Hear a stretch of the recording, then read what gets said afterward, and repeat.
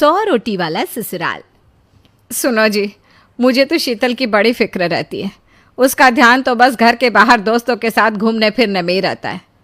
उसे कुछ बोलो तो एक नहीं सुनती। मैं तो कहती हूँ इसकी जल्दी शादी वादी करवा दो, वरना लड़की हाथ से निकल जाएगी। तुमसे ज़्यादा चिंता है मुझे शीतल की शादी की। कल ही वो रामपुर वाले मौसा जी को फ़ोन भी किया था। बता रहे थे एक लड़का है नज़र में। उनका अपना घर है और लड़का भी अच्छा है। अरे तो फिर बस बात चलाओ ना, एक बार देखे तो सही लड़का और घर बार कैसा है। कौन से लड़की की बात चल रही है यहाँ? तुम्हारी शादी की बात चल रही है बेटी। अब तुम्हारी शादी की उम्र हो रही है तो लड़का तो देखना पड़ेगा ना। उफ़ो, मुझे अभी नहीं करनी शादी वादी। ये तो मेरे खेलने कूदने के दिन है।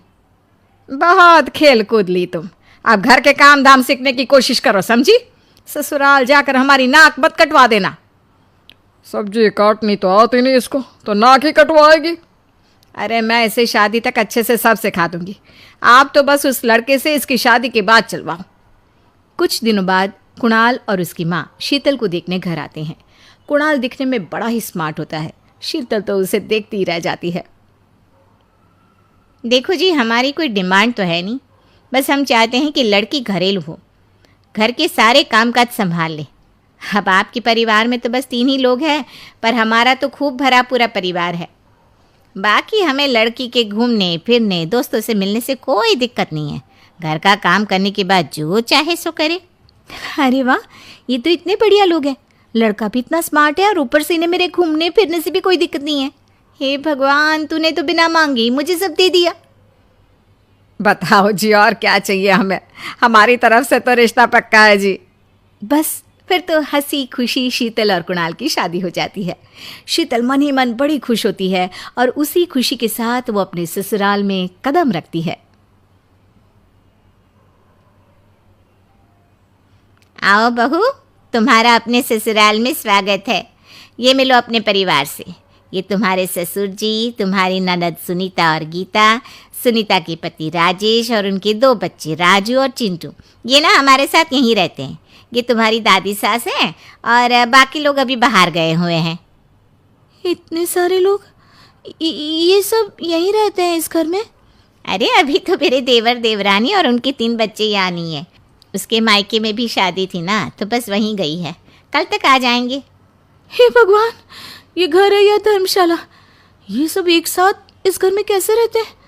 मुझे तो पता ही नहीं था इनका इतना बड़ा परिवार है। अब समझी कि कोई डिमांड क्यों नहीं की इन्होंने। ये सब चाल चले मेरे साथ। अरे बहू, खड़े खड़े क्या सोच रही हो? चलो अपने कमरे में जाकर आराम करो। जी माँ जी। अगले दिन शीतल का ससुराल में पहला दिन होता है। शीतल रसोई में जाकर सबके लिए खीर बनाने लगती है। तभी उसकी ननद सुनीता आती है। अरे वाह भाभी, आज क्या बना रही हो? बस दीदी, आज वो पहली रसोई है ना, तो खीर बना रही थी। अरे भाभी, ये खीर वीर रहने दो।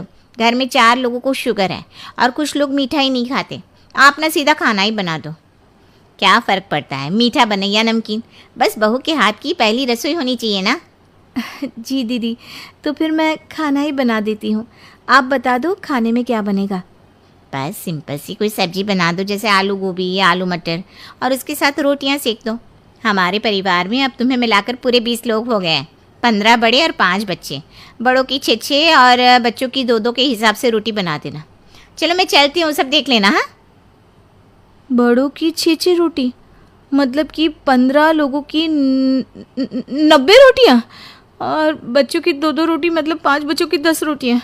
90 और 10 मतलब कुल मिलाकर 100 रोटियाँ। हाय, मैं तो मर गई। 100 रोटी अकेले कैसे बनाऊंगी? माँ, ये तुमने मेरी शादी कहाँ कर दी? शादी से पहले तो मैंने कभी 4 रोटी से ज़्यादा नहीं बनाई। शीतल एक बड़ी सी परात में 100 लोगों के हिसाब से आटा निकालती है और उसे गूंथना शुरू करती है। आटा गूंथते गूंथते शीतल के पसीने छूट जाते हैं। उसके बाद बारी आती है रोटी बनाने की। शीतल एक एक करके रोटी बनाना शुरू करती है और 10 रोटी बनाते ही अपनी कमर पकड़ लेती है। हाय, मैं मर गई। मेरी कमर टूट गई खड़े खड़े, और ऊपर से इतनी गर्मी। मैं 100 रोटियाँ कैसे बनाऊंगी? अरे भाभी, सब बाहर रोटियों का इंतजार कर रहे हैं। ज़रा जल्दी जल्दी रोटी से